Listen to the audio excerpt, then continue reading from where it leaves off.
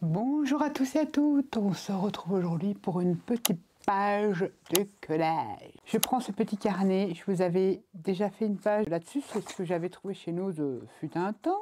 La dernière c'était celle-ci, et ben on va en faire une autre.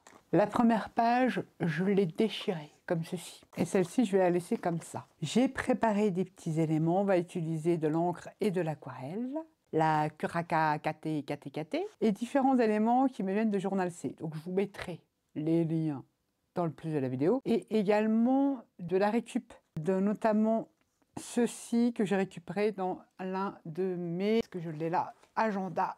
De cet agenda-là qui date de 2020-2021. Dedans, il y a pas des gravures, enfin, vous m'avez compris, des illustrations que je peux récupérer.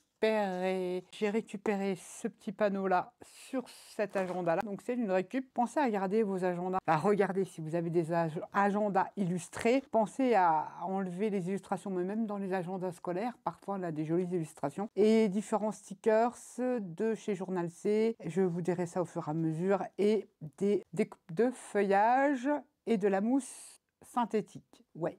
Des petits nuages, mais c'est pas dit que je les mette. On va voir tout ça. Déjà pour commencer, on va prendre la forest mousse. Et une feuille, ça serait quand même bien, Nat, que tu prennes une feuille pour protéger ma page du dessous. Allez, on prend de l'encre. Là, on s'embête pas. C'est pas vraiment un papier, je vous le répète, qui accepte vraiment la patouille. Alors, on va en créer en vert. Et l'encre, elle s'étale très très mal. C'est pas le top du top. Une encre marron pour ancrer le beurre que j'ai déchiré, comme ceci. Je vais peut-être en mettre en bas et sur le côté là. Ensuite, une fois que c'est fait, ici, on va faire du bleu, lequel je n'en sais rien. J'en ai sorti différents.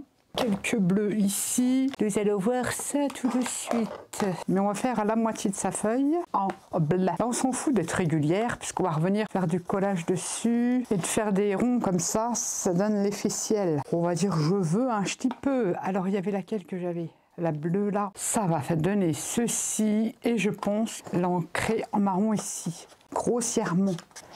Bon, ça me plaît bien. It is perfect.